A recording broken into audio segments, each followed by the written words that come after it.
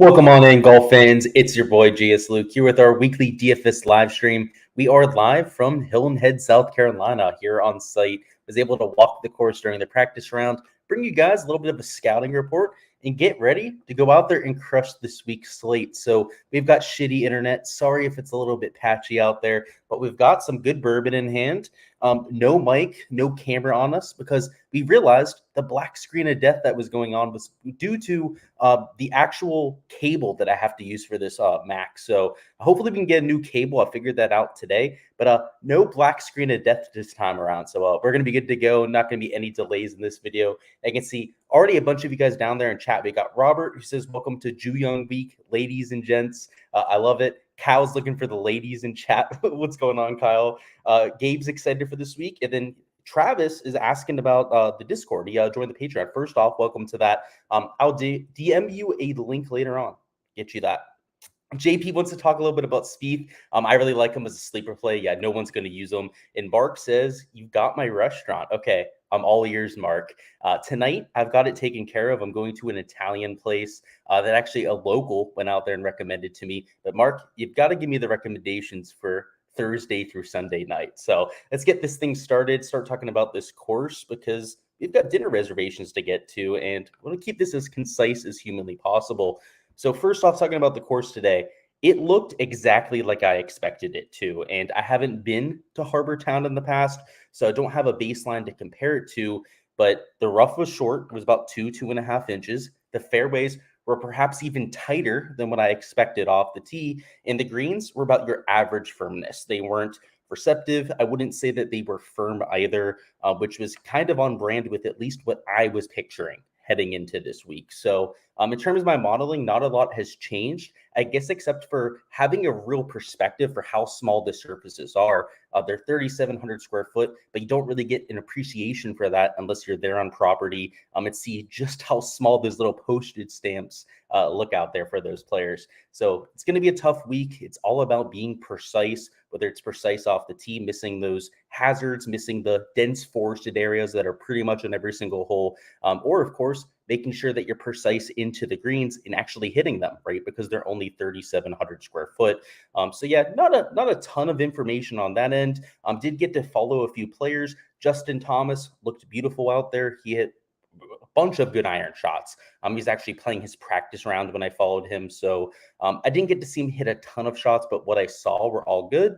A few other players, Hideki was working on the range. That guy is a range rat, is out there 24/7. So that didn't surprise me. But if you were worried about the health, he was out there working. So I think that's a good sign for Hideki Matsuyama. A few other things to note.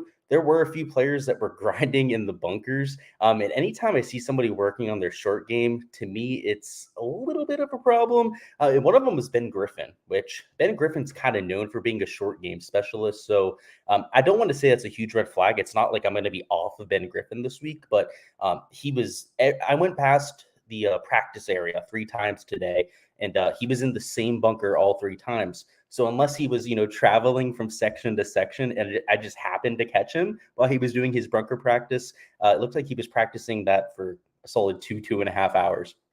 So hopefully he's got that dialed in. Let's see what's going on in chat. We got a few other recommendations. Old Oyster Factory. We got a question about the bourbon. Let me get you the bottle. 1 second.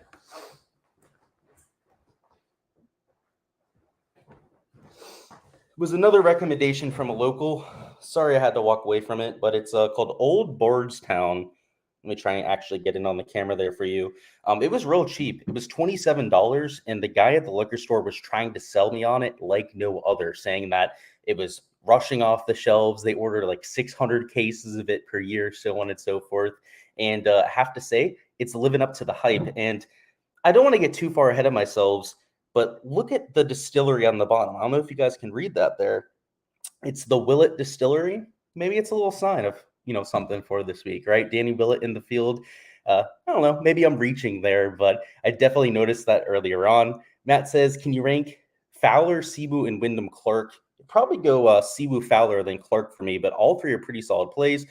Kyle says the old Oyster Factory. I have to check that out. I'll look it up on Open Table after we get off of here. Crazy Crab or Quarter Deck in Harbour Town. Okay.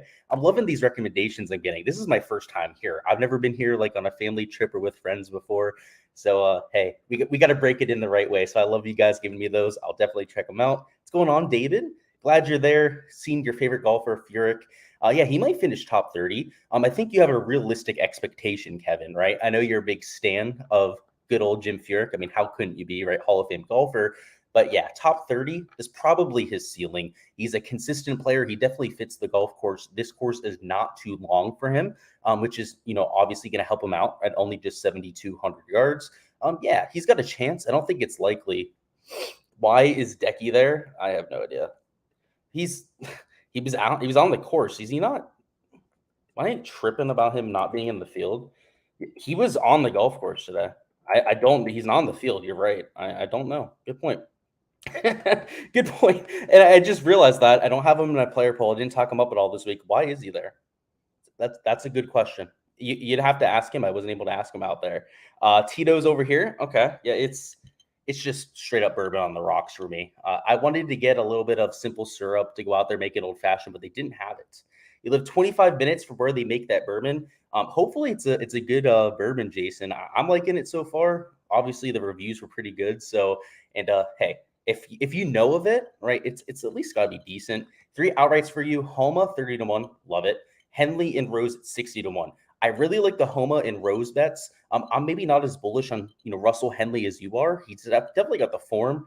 It's just it was like 1 or 2 rounds over there last week, so not sure about it. Your first stop is Chow Daddy's. I saw that actually on the way here, right? That's on the main road that's going into Hilton Head. Maybe they have one on the island as well. I saw that. A Salty Dog, okay, famous restaurant. Hogan or Poston? Or Hoagie? Wow, I got ahead of myself there. Hoagie or Poston? In cash too, right? So I was gonna say Hoagie because of ownership, but you're talking about a cash contest where that's pretty much negligible. Oh boy, that's a toss up to me, Matt. I think that both are excellent plays. I think Poston's got the course history angle. The thing is with Tom Hoagie, he's got the skill set fit. So I might lean that way. What's going on, Neil? Welcome on into the chat. What's going on, James? Any thoughts on Hughes or Herbert? I like both of them, actually, James. Hughes, a little bit of a sneaky course fit. He obviously had a great tournament over there. There are some Classic, which I think is a similar golf course. And then Lucas Herbert, just sneaky good form, right? He almost beat Rory McIlroy over there at the match play. Was, I believe, 2-1, or maybe it was like 1-1-1 over there at the WGC. Either way, played a lot better than I expected him to in a really tough group. So I like both plays, James. If I had to choose between the two, it probably would be Mackenzie. Bit you a while ago. Yeah, I don't know why he's there. That's a good point. I knew that he wasn't in the field, but I saw him out there today. He was definitely out there hitting balls. Was it Decky or Im? No, I promise you I didn't make that mistake. It was definitely Hideki. Got to try McDonald's. Yeah, for sure. Good one, Nick. Matt says, thanks, Luke, of course. Clark says, come back and do 11 p.m. show. I wish. Dude, that would be a shit show. And luckily, it's not going to be low tonight. It's early in the week. And I got you on that too, LMO. Just send me a message over there for the Discord link, and I'll hook you guys up. So let's talk through a few stat things. First off, in terms of what I saw today, I think the green and regulation percentage, it's safe to say it's going to be close to what we saw last year.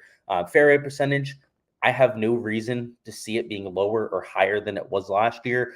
Fairways, right? I've never been to the event before. I don't know if they're cut wider or more narrower than what they typically are. At least per the stats, what we got from the GCSAA, everything is identical to what we saw there in 2022.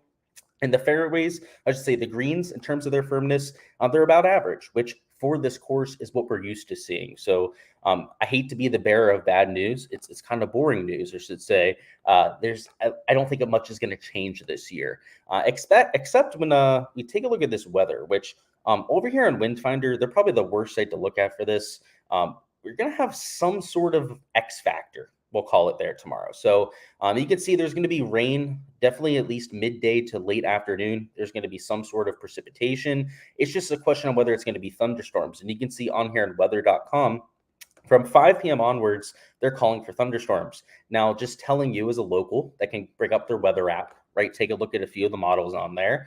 Some of them are calling for them to come at like 12 or 1 p.m., and some of them aren't calling for thunderstorms at all. So we're dealing with a situation where play might be halted at, let's say, like 5 p.m. if this model's correct here, right? Right around 5 p.m., they're going to have to halt play.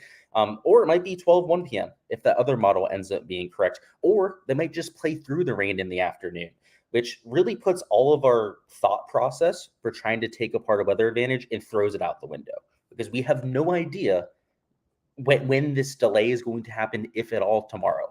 And it's all going to come down to that, because weather-wise, or say wind-wise, a lot of the weather analysis comes down to wind. It looks flat. Tomorrow, you can see wind gusts, sustained winds are really flat, right? Like 1-2 mile an hour differential the entire day there on Thursday. Friday, you can see same thing, right? 6-7 miles an hour of sustained winds. The wind gusts are relatively flat, right? You can see a little pocket there in the morning where it gets a little bit worse. But outside of that, the wind isn't going to be a huge factor, at least wave-wise.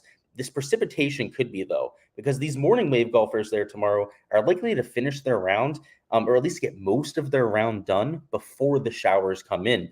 Even the other forecast that's calling for thunderstorms a little bit earlier isn't calling for rain or precipitation until right around noon, right? It's just that precipitation is going to be thunderstorms in their model. So the morning tomorrow, I think, is going to play easy. I think we can say that it's going to be as easy as it'll possibly get for Thursday in the morning. The issue is if the PM wave ends up having thunderstorms at like 12 or 1, it doesn't get out there whatsoever there tomorrow. They have the lowest winds of the week on Friday. Look at this in the morning, like next to no wind. Even Friday afternoon, next to no wind. And if they have this PM wave completely canceled, let's say that the thunderstorms come through, right? Make it a wash there tomorrow afternoon, which I don't want to say is likely, but it's definitely possible. The entire Friday would be the guys, the PM AM wave playing their first and second rounds, right? The PM wave would play their, first round there in the morning. They would finish it up there in the afternoon, and they would have pretty much perfect conditions the entire day. So when we take a look at over here on Willy weather, just to get a second little data point here, you can see on Thursday, right, calling for slightly higher winds in the afternoon, and then on Friday, pretty much low winds the entire day. So the wind forecasts, they seem to be in unison there, right? There's not a lot of differential between them. And if you take a look at some of the other models around the industry, they're saying the same kind of thing. So what I'm seeing here is potentially this PM wave gets a huge break, because if there's any sort of delay or any sort of suspension of play there on Thursday, they're going to play their whole round, or at least most of both rounds before the cut there on Friday, which, of course, with low winds, also after rain, you're going to have receptive greens, might be the nuts conditions. And sometimes when we've had the situation, we've had a lot of the, PM guys or the guys on the good wave not be in those advantageous conditions. Well, it's the opposite this time around. So let me go ahead, share my screen, show you guys where some of these top end players are teeing off. So if we bring up our projections, you'll see the top 5 in pricing are all PM wave golfers, which means, again, if there is that suspension of play, they'll be playing their entire first and second round there on Friday. Cameron Young's PM, Tony Finau, just a lot of the player pool. The word of caution I'll give you, right, before you just go out there and only play PM guys, is that there might not be a suspension of play. The suspension of play might not happen until 5 p.m. And if it doesn't happen until 5 p.m., which, again, weather.com is calling for, which is the most reputable weather site out there, the biggest weather site for sure out there. If that happens and they have to play through rain 3-4 hours, they might be the worst wave, right? Because playing through rain sucks, makes the course play longer. Depending on how much rain is coming down, sometimes the ball starts to go left to right on you off the tee. It could go either direction. So my word of advice, if you're playing 150 lineups, play both waves. Go out there, take maybe 15-20% of your lineups, only play 6 players in the morning. Maybe take another 15-20% of lineups, only play people from the other wave. If you're playing 20 lineups, a little bit harder to do that. And let's say if you're playing 10, 20 lineups or less, maybe you pick one wave and just go with it, right? And again, I'm not Nostradamus. I don't have a crystal ball that I can just look into and give you guys the answer in terms of the weather. But as of right now, I could see it legitimately going either direction and being something from, let's say, like a 0.1 shot edge, essentially non-existent, to upwards of an entire shot advantage if those guys are actually playing through those wet conditions tomorrow afternoon. So I hate to give you guys the cop-out answer as saying that both waves could be advantageous, but at least based on what I'm looking at right now, that certainly seems like the case. Let's catch up on chat, then we'll talk about some of our top plays on DraftKings. The go to the Cheetah, great wings and sandwiches. That sounds like a strip club. Probably is. David says Fitz or Homa for the outright. I like both of them, but I already bet Homa, so we'll go with Homa. Fitz, though, sleeper pick for outright, I have to say. Haven't bet him outright, but I don't think it's a crazy idea. Ben Taylor, Gim, or Kodaira. Ooh, so you're dumpster diving, Keith. I have to say, all three decent course plays. I'd probably go with Gim just because of the long-term sample size, but I think all three are decent diamonds in the rough. I do think they're unreliable. Absolutely. And if you take a look at their projections, I think that backs that up. Blake says, any Smotherman, not for me this week, is starting with Morikawa giving up too much win equity. It is not. And yeah, I think it's a great segue. You just gave me there, M. Petrini. This week, most elevated fields, you would be right? You'd be giving up a lot of win equity by starting with a Morikawa. This golf course kind of equalizes the field. It's a short track. We've seen guys like Kuchar win. A lot of those sub, 7,200 yard specialists are the guys that win here. Now, this year's the first time we've had the elevated field, right? So it's to be told, right, how that ends up holding up over the next year or so. But based on what I'm expecting, I think a lot of those plotters are still going to filter themselves towards the top. Now, does one of those shorter plotter kind of players win this week? Maybe not so much, right? But those top end players, I think it's a lot about game theory this week rather than just going after skill set. Essentially, all of the guys up top can win, right? So to get to your question there, is starting with Morikawa giving up too much win equity? I don't think so, at least because of this golf course. If it was like Augusta National, where off the tee distance is rewarded to the fullest, if it was a US Open, PGA Championship kind of setup, I would side towards it being a little bit of a negative EV play to start with a Morikawa, but not at this kind of golf course. So it's dependent week to week, but I think this week you're good to go there. Kevin says, maybe at the end to give us who you think may win this week. Yeah, so I bet all four of my core plays. If I had to pick just one player, you're putting me on the spot here. I believe I said Homa earlier in the week, but maybe Tom Kim, $8,500. I think you could do crazier things than those two. What's going on, Florida? Says on to 20 max GPP. What do you think is the highest percentage concentration you should have on one particular player? So you're saying my max ownership in a 20 max, probably 50%. That's what I would be comfortable with. You could lock a player on a 20 max and I would understand the play. Just personally, that would be a little bit above my risk tolerance. So yeah, for me, it's 50%, but I've seen people lock players and I don't think it's crazy, right? You only have 20 shots. So I understand if you need to lock somebody in. You see any Montgomery today? Seems like most people are fading him. I didn't see him out there. Yeah, he's been kind of rough of late. So I think if you're looking for an ownership pivot, he's your guy. And we know the talent levels there. A low country backyard and Chow Daddy's there. You can Twitter you the rest. Yes, please do, Mark. That would be fantastic. Morikawa's winning, mark my words. I hope so. That'd be sweet. Can you tell me why I like Sink and Glover? You probably like Sink because he's won here, right? And Glover, I don't know if he's won here before, but it seems like a Glover course. So I understand it. Let's take a look at the shots gained. Let's make sure you're not too crazy, Nick, right? Well, I know you're crazy, but let's make sure you're not batshit crazy. How about that? All right, there's Stubby Sink. All right, so Stubby Sink of late is losing across the board, but he won at this golf course. So crazy, yes, Nick, but batshit crazy, you're not. If you played him in a few lineups, I understand it. And then who was the other one? Glover, that's right. Mr. No Glove. Where are we at? Get me to my shots gain tab. I don't care about that. There we go. Alrighty, so good old Lucas Glover is gaining in 3 out of 4 categories, losing with the putter, on brand. That's what we expect from Lucas, and getting a bunch of strokes around the green. Interesting. I don't hate around the green this week. He's a much better iron player than what he's doing, and he's $6,600. I can tell you, I'm not playing Lucas Glover right now, but now I kind of wish I was. And in fact, might add him to the player pool, Nick. We'll have to see. This is a Lucas Glover kind of course. So I think between the two, I prefer Lucas Glover. You're kind of crazy for like in sync, but there's crazier things than playing past champions. Sorry you just joined the late. All good, but rather have you late than never, right? Any thoughts on Tyler Duncan for weekend and round one showdown? I like him more for showdown. I'll say that much. Tyler Duncan's an extremely streaky player. Johnson Wagner pointed that out to me about 3-4 months ago at one of these alternate kind of fields. I think it was the Puerto Rico Open.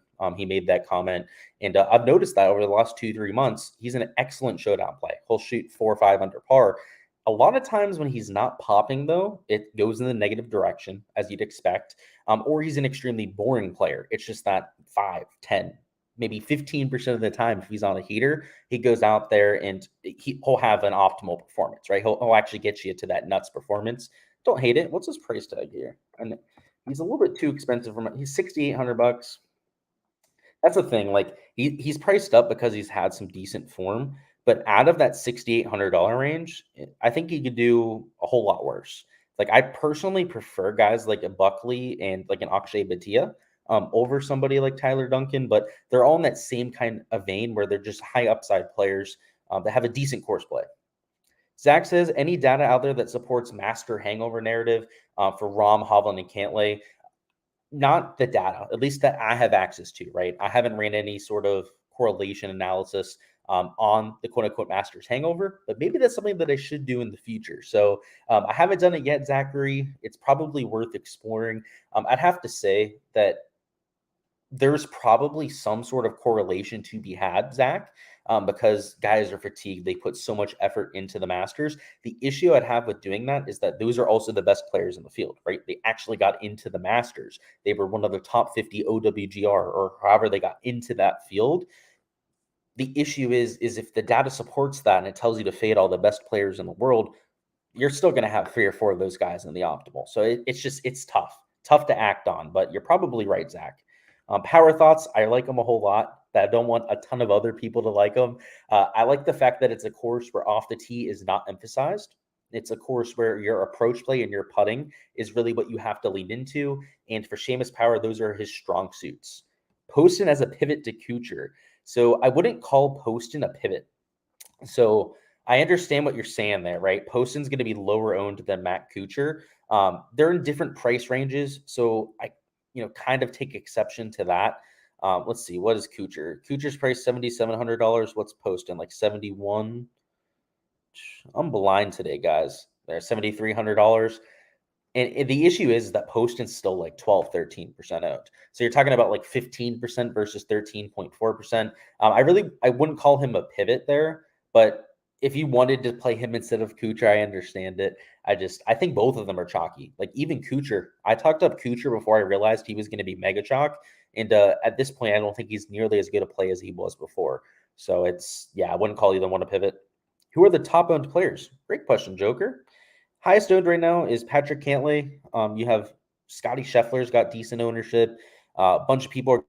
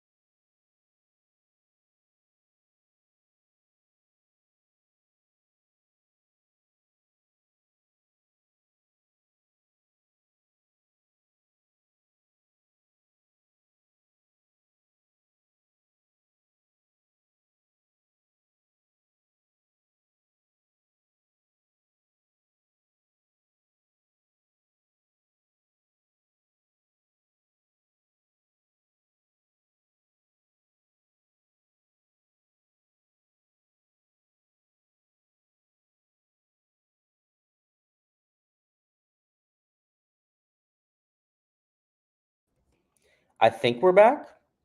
I think we're good. Oh boy.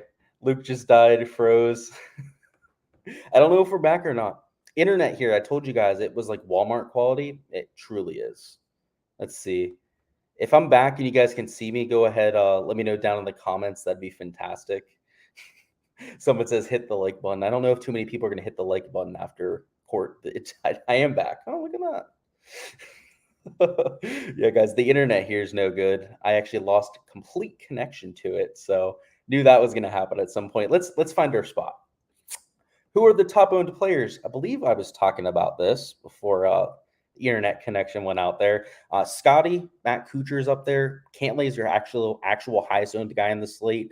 Sanjay, Shane Lowry is relatively high owned. And then Kuchar and Poston, who we just talked about, are also relatively high owned. I apologize about that, guys.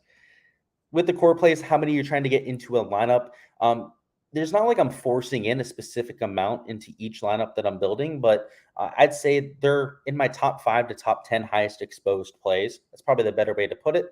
Talk to you about Echeverria. You're crazy, man. Echeverria does not make many cuts, but when he does make cuts, he does typically finish top 25, even has a win to his record. You're probably a little crazy, though, for playing Echeverria, at least in this field, right? You take him at a weak field event, I get it, but maybe not an elevated field. The course history for Glover. Let's take a look at it. It seems like a Glover course, so that doesn't surprise me. I have to say I'm not familiar with this course history, though. I was not a deep dive in Lucas Glover this week, which I think might be a mistake. Because, like you said, the shots gained are there. Then, course history, he's made 4 of his 5 cuts. I bet you he's played here a lot more than just the last 5 years, too. And at least from my understanding, there's not a bunch of guys that have played the whole last 5 years. So he has a bunch of experience. Interesting. How come you aren't in the Prize Picks Discord? They banned me. They didn't like me over there. That's why I mentioned him for Showdown. Agree on the streaky nature. Yep, I think he's a great player over there. Like Straka, I do. I like his iron play here. He'd rather fade the scrubs that grinded out the Masters than the studs. That makes sense for me. It meant a little bit more for them. Yeah, like if you're fading Jon Rahm because he won the Masters, like you're doing the wrong thing. And obviously, I know Nick wouldn't do that. But if people are out there running with that, worn down hangover narrative and talking themselves off these top 5 players in the world, like I think that's just crazy business. James says hit the like button. Couldn't agree anymore. There's probably like a million people that hit the dislike button because I disconnected. So let's rectify for that. Let's see. Bourbon in full effect. Yeah, this internet, it's drinking a little bit too much bourbon today. What a view. Yeah, I guess the golf course was up there. That's funny.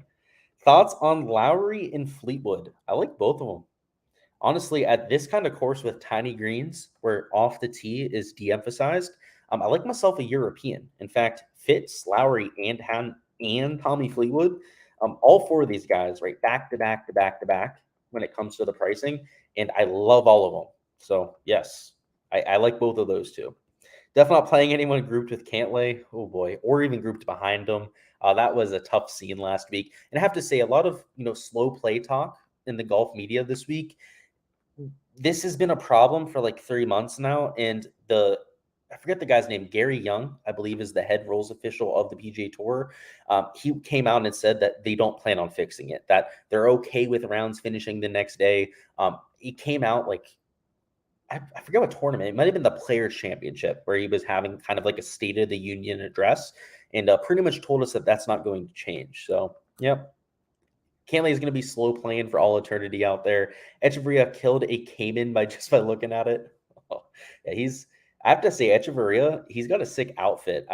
He's got the same, I guess, penguin clothing. I'm not even sure the name of the brand that works with Cam Smith. It's sharp.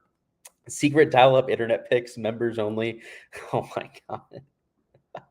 Yeah, we got the dial-up internet at the Airbnb. I have to say, it's nice. We're on the beach. There's actually a golf course to our right. It's Palmetto Dunes, which you guys may have heard of. Robert Trent Jones design over there, which I can actually I'm glad I brought my golf clubs. Maybe I could sneak onto the course when it's night and hit a few out there with my wedge.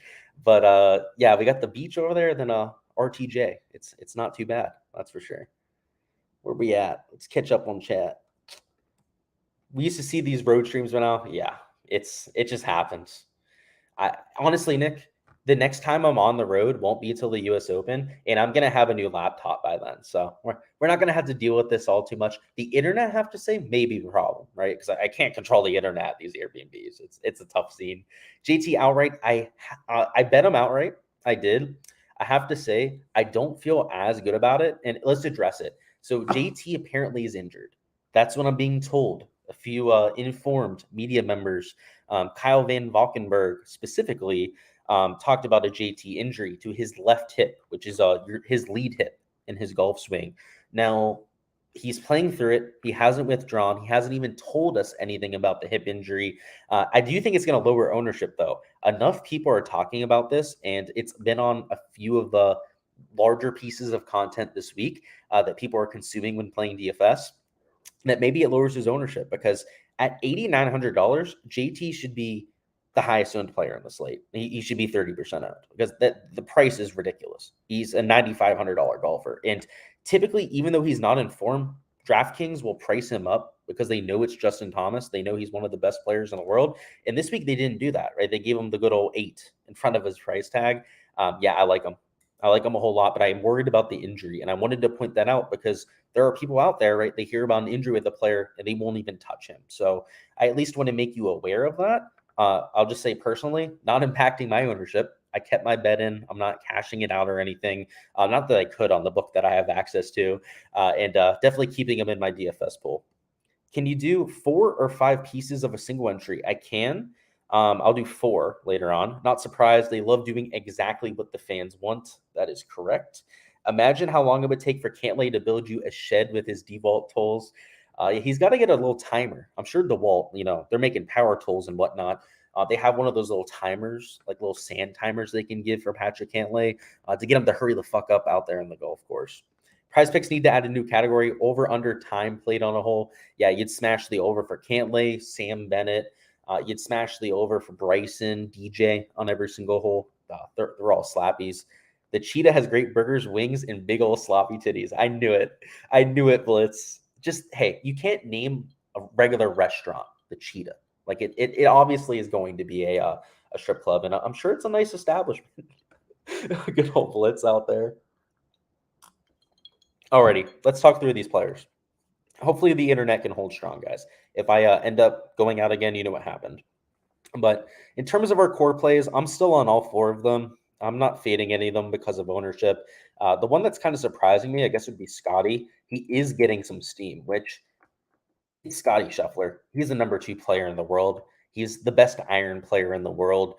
He could not buy a putt last week. Like, I understand it. People are going to want to play the guy, right? He looks like Jesus out there with his irons. Yeah, I'm still playing him too. Even if he's going to be 25% owned, so be it. Even if he's 7-8% higher owned than John Rahm, well, I like him 7 to 8% more than somebody like John Rahm. So I'm still going that direction.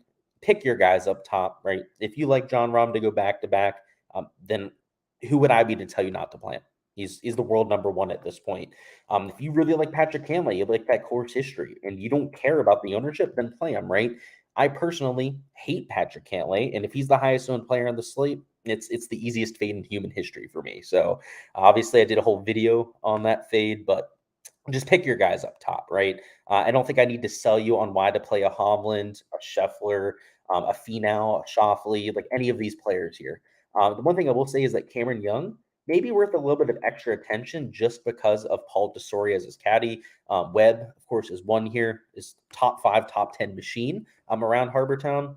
So maybe you give him a little bit of bump because of that, but even down into this 8K range, just play your guys. Like Sungjae M's your highest owned down here in the 8K range. Also, Shane Lowry is getting quite a bit of attention. But if you like them, right, they're not that much higher owned than everybody else that you just have to fade them. So I would say from 8K up, just pick your guys. Just make sure you're getting leverage to them, right? Get 2x the field, go with it. That's what I'm doing this week. And the reason why I want to say just pick your guys is this isn't a course where one skill set gets it done, right? You could be an elite iron player and get it done here. You could be an elite putter and get it done around the RBC Heritage. The one thing I will say is that maybe off the tee, slightly de-emphasized. So if anything, maybe some of these elite tier off the tee players want to get a little bit of a bump down. But outside of that, there's nothing too crazy that I'm doing there. In terms of our value plays, the only one I'm kind of sketch on playing is Matt Kuchar. Tom Hoagie, Denny McCarthy, Ben Griffin are all relatively low owned. Matt Kuchar, on the other hand, is the number one, highest owned play, $7,700 and lower. So it's a tough scene if you're looking to get leverage on Matt Kuchar this week. And a few weeks ago, guys, I had him as a core play, talked him up, ended up fading him because of ownership. And what did he do? Nearly won that golf tournament. This week, doing the same thing. I am fading him after talking him up as a value play. And if track records are significant at all, well, you know what's going to happen, right? He's probably going to go out there and win this golf tournament again. But when he's 16, 15% owned, whatever ends up being there tomorrow, I have him closer to like 15, 16%. He's not twice as good as everyone around him, or even 1.5 times better than everyone around him. Like, just to give you an idea, Justin Rose, I have at 11, 12% ownership. He's the same play as Matt Kuchar. Like, their event history, at least over the last 5 years, right? So zooming in a little bit more, Kuchar has elite course history beyond these last 5. You see Matt, Rose, right? T14 finish. I guess probably even better example to look at this would be like a Russell Henley or a Corey Connors. Corey Connors, right? 3 top 21s in a row, right? He's like 11, 12% owned. Matt Kuchar, 15, 16% in higher dollar contest single entries. He's probably going to be 20, maybe even 25% plus owned. He's not that much better than everybody else in this range. So I don't know. I don't hate the play in cash. I'm definitely playing Matt Kuchar, but in GPPs, it's looking like he's going to be a fade for me, at least as of right now. The last set of lineups that I made, I was able to fit Matt Kuchar into it, which is why I still have him in my player pool. The unfortunate part is that I don't have enough of a few guys around him that I really like. It just, full disclosure purposes, I really like Ricky and I really like Siwoo this week. So I'm trying to fit in as much of them as humanly possible. So perhaps by fading Kuchar, I can get all of that ownership leverage that I'm looking to get. Down here in the middle of the 7K, there's actually not that much chalk. JT Poston's your highest owned player down here in the middle of the 7Ks.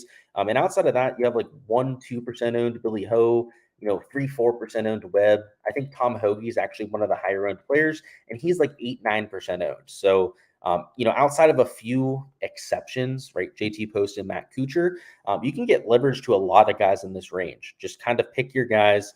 If you're looking for anything skill set wise, for me, it's all about iron play in this range, or looking for an elite putter on the Poa Trivalis surface. So this tab over here, again, my formatting is a little bit off because we're on the Mac now, as opposed to the PC. But yeah, this is the Poa Trivalis tab over here. So like someone like Ryan Fox, for example, Sam Ryder, have been pretty good on that surface. That's probably another good way to try and identify some of your top plays in this range. In the 6K range, I'm not playing much. So you can see I have Ben Griffin down there. There's a few isolated guys I'm getting to, but not a ton. Usually, I'm a little bit more willing to get to the 6K range than most, but not in this sort of field, at this sort of course. So just to give you a few names, Matthew Neesmith historically loves this course. Mark Hubbard, historically just a better player than his peers. Russell Knox, like they're all out of form. Like there's a reason why they're here in the 6K range. I guess towards the top of the 6K, it's not nearly as sparse. Like there's, the Lucas Herberts of the world that I think is coming in with underrated form. Joel Damon, right? He's probably a $7,500 golfer that you can play, but there's not a ton of them. Like there's just a lot of guys here that are ugly plays in the 6K range compared to most of these elevated field events. I feel like the pricing this time around isn't as soft as what we're used to seeing for these kind of fields. So let's catch up on chat. We're going to talk through a few lineups now, actually how I'm building some lineups, and then we're going to wrap it up with some prop talk. So let's go over here to Draftkings, bring that up, and catch up on these questions in chat.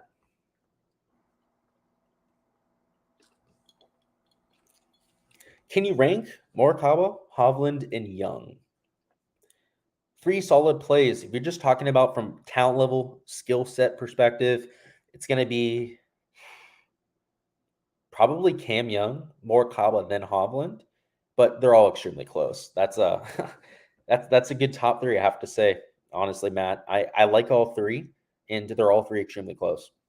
Who is the golfer that would be the best hang at Cheetah?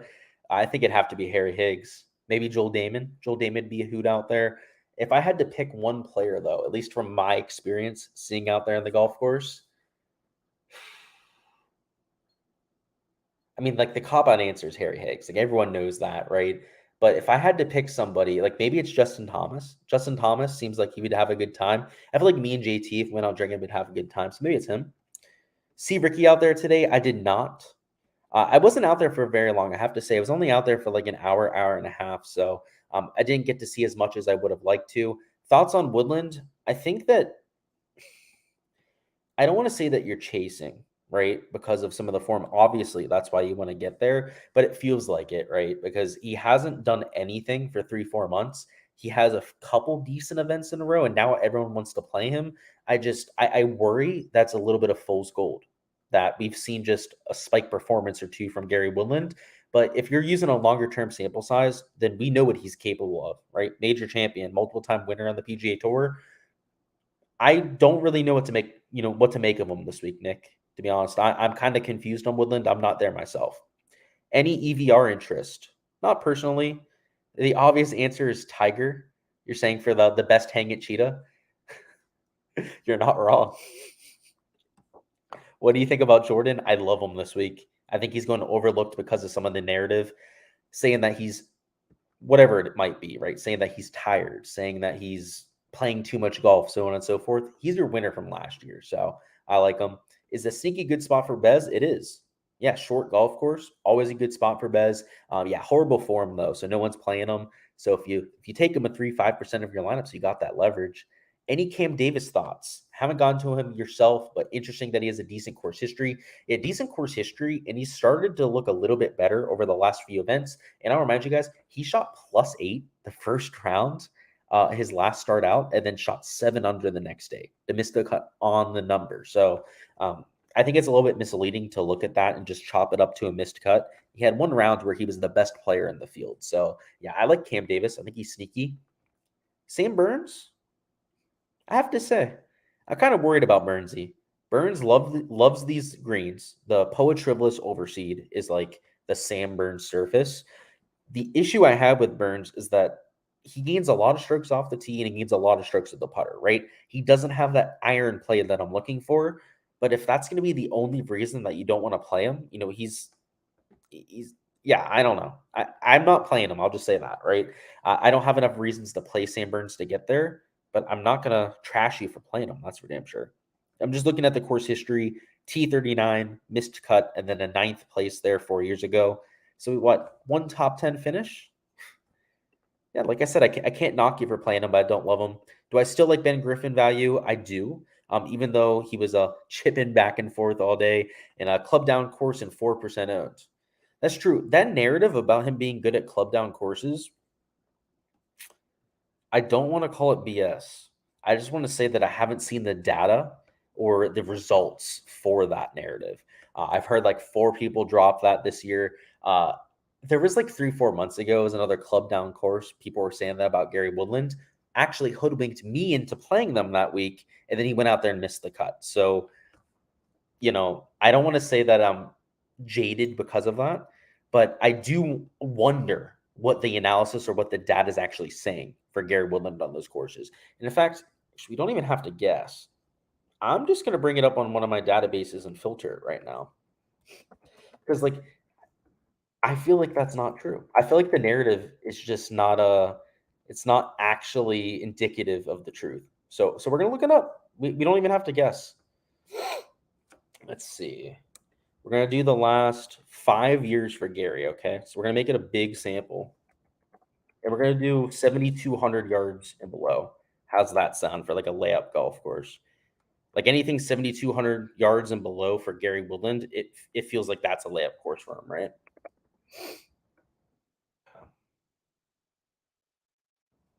He gains 0.81 shots per round. I mean, that's decent. That's decent, right?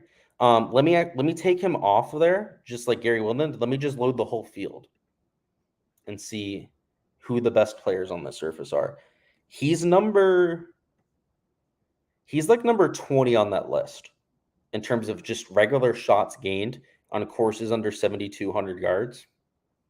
Yeah, I don't know. I don't know if I'm sold on that whole narrative out there, man. Just based on the stat perspective, I don't know if it holds up. It's almost 1 a.m. here, so we'll finish watching in the morning. Enjoy the weekend. Of course, Louis, make sure to check back in the morning. Best of luck. And if it's 1 a.m., then you're over there in like UK, right? So yeah, have fun over there. Got that chest hair flowing. Yeah, you know it, man. Let's take back a look. Let's go back to DraftKings, talk through a few of these lineups together. Yeah, I have to say, Nick, just kind of like battling back about that because I've heard that a lot this week, right? The whole Gary Woodland plays these short course as well. Not so sure about it. At least the stats say that he's like decent on them, right? He doesn't say that he's elite. So in terms of lineup construction this week, guys, you got to consider what contest you're in. If you're in cash, play all the chalk you want, right? If you want to play Patrick Cantlay, you want to take Sanjay M. Let's put JT in this lineup too. Let's make it just as chalky as possible. Let's put Kuchar in there and let's put JT Post in. I'm okay with this in cash, right? If you want to play literally all the highest owned players, you can get it done. And in fact, add a guy in there at $7,200 that you really like. This is looking like a really good cash lineup, or even a single entry kind of lineup.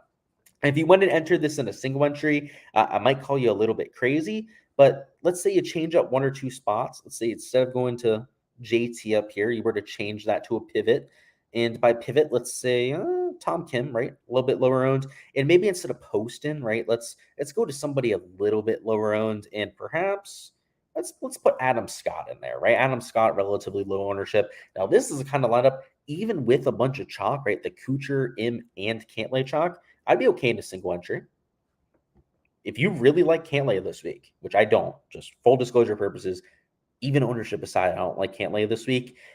You could play him in this lineup, I wouldn't care, right? In GPPs, though, if you're going to play a Patrick Cantlay, and let's say you're married to Sanjay M, like you have to play Sanjay M. If you're going to start with these two players, you're really going to have to consider the rest of your lineup, because let's say you wanted to try and fit in one more piece of chalk. Let's say you really like Shane Lowry, right? Like you got to play Shane Lowry, even though he's going to be 18 to 20% owned. Well, with your last three spots, you're going to be in a 3-on-3 versus at least a couple thousand people, if not more than that, right? Because of just how highly owned these three guys are. And if this was a major championship like the Masters, where you have a 200,000 entry contest, well, that might be 10,000 other entries that you're playing a 3-on-3 versus. So I'm not a huge fan of starting with these three, but if you're going to have to make some real drastic pivots. And by drastic pivots, I'm talking about single-digit owned kind of guys. Right? This is where Jordan Spieth comes in extremely handy, right? But we already have a Patrick Cantlay. Can't even afford that sort of player. So we can't use him as a pivot. So you look for one in the 8K range. There's not really pivots to be had there. I mean, I guess Sam Burns, right? Sam Burns, probably your lowest owned guy there in the 8K range. So maybe you put him in there. It's tough up top. So I mean, I guess Tom Kim, right? 12.5% ownership, something around that range isn't so bad. In this 7K range, you better be taking pivots. I mean, just to give you an idea, like you got to be finding somebody 3% owned and lower, like just pure no ownership. I mean, maybe it's Svenny that you're getting to in that kind of lineup. It limits who you can take too much. If there's pieces of chalk like a Cantlay, a Kuchar, so on and so forth, that I'm just not as sold on as the rest of the field, I'm just going to make that pivot. So just to give you an idea of how strong or how powerful making those pivots up top can be, let's put Jordan Spieth in the lineup, and then let's put Max Homa. So these two players are going to be extremely low owned. Now we can essentially take over the hell we want to. So if we want to take the chalk and Lowry, by all means, I think we can go out there and do so. If we want to take Kuchar in this lineup, I'd be okay with doing so too, right? We have two pivots up there in the 9 and 10K range, which are going to give us so much leverage to the field. And let's put Sibu in there too, right? Sibu is also getting a bunch of ownership this week. I'd be perfectly fine with this lineup in some of the larger field GPPs because of the pivots that we've taken up top. So when you're building lineups, if you want to set a max exposure level, by all means, go out there and do so. I think setting it like 70, 75% this week is probably the way to go on your optimizer. If you just want to fade some of those chalky players and then build lineups without any sort of rule set, that's what I prefer. So it's not like I'm forcing in one of these guys like a Jordan Spieth into every single lineup, or forcing in a Homa into every single lineup. It's that, but with some of the decisions that I've made in my player pool, I don't have to worry about that, right? Because I'm not playing a 25% owned Cantlay. I'm not playing a 20% owned Sanjay M, so on and so forth. I'm being a little bit more careful about some of those mega chalk pieces that we're looking at. Let's catch up on chat, then hop into some of these props. Where we at? If you had to pick one, Scotty or Rom? See, I think I'm with most people this week. It's Scotty for me, and I think most people are going to make that decision too. And honestly, it's not the fact that Rom won last week. For me, it's more so that Scheffler just couldn't make a putt for his life, right? And anecdotally, if he makes even just like a couple putts, like 4 or 5, right? He's at least in contention, if not actually winning that golf tournament at Augusta. So for me, it's Scotty, but I think a lot of people are going to agree with me. So he's going to be higher owned. This sounds terrible, but Wesley Bryan has a decent course history. He does. You're right. I was baited into playing it a few times at this course, and it didn't go all that well. But yeah, I mean, what is he, $6,000? Yeah, he's the dead minimum. You get a made cut out of Wesley Bryan, you're feeling pretty good about it. I'm not going to get there myself, but I understand the play, and I know a lot of other people are too. $5,100. Big Ernie has been playing well in the Champions Tour. Yeah, him and Furyk. I think they're live to make the cut, right? You said Ernie's $6,100. What's Furyk? Furyk's what? $6,200. Yeah, I would lump those two players together. Both can make the cut. I would say I don't want to say they're like likely, like more than a 50% chance to, but it's around there. It's probably right around a coin flip for them to make the cut. So I don't hate it. Sorry you joined, but how's the weather looking for tomorrow? It's great that you would ask. Let's take a peek. So we looked at it before, but for Thursday, it looks a little bit harder than for Friday.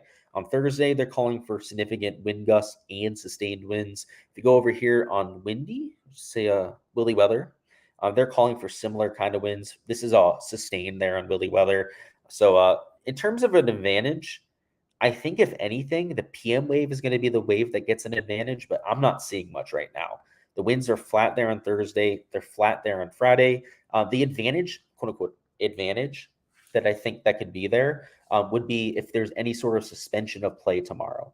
If thunderstorms end up coming through and pushing the PM wave there to Friday, they could realistically be finishing or even playing most of their round one here Friday morning, where winds are a lot lower, and then finishing it up with low winds there on Friday afternoon too. So, like I said, if anything, I think maybe the PM guys, if you see a suspension of play, end up happening, but that's not a guarantee at this point, that's for sure. So yeah, if you want my full take on it, go to the beginning of the video, but it's pretty nuanced. Number one prize picks play.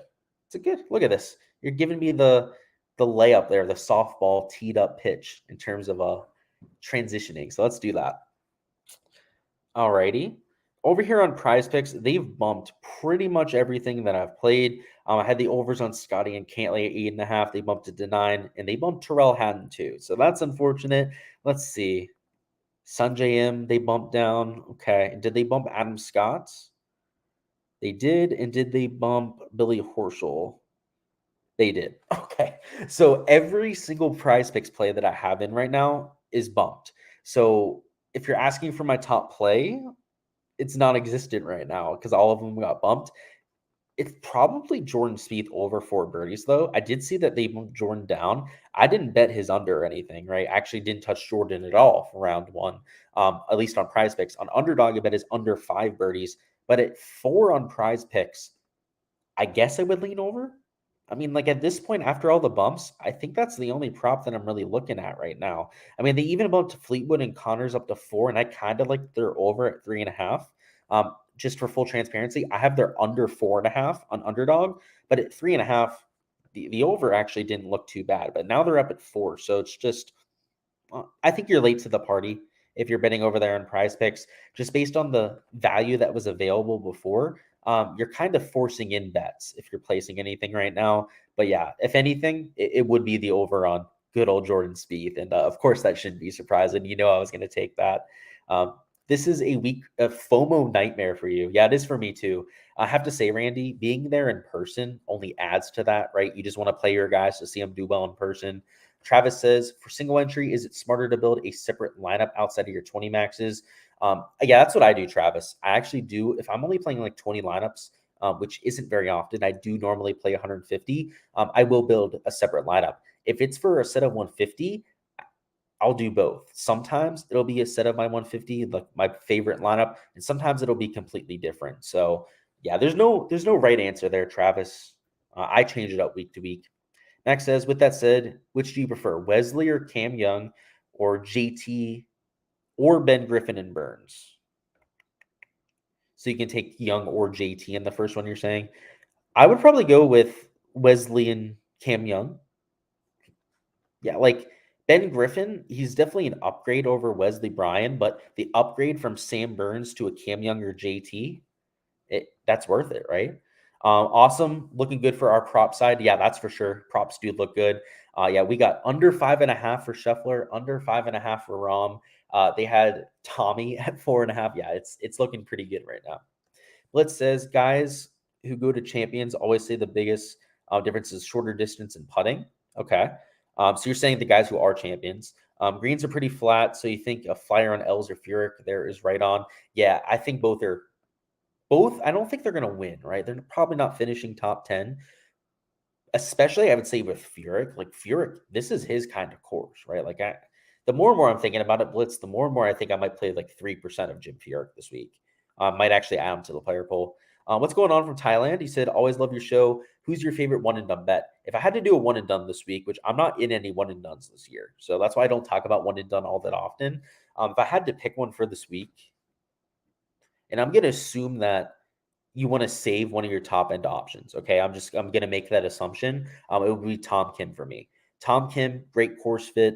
A lot of people probably haven't used him to this point. And the differentiator between using Tom Kim here and then at like Sedgefield for the Wyndham Championship at the end of the year is the prize pool.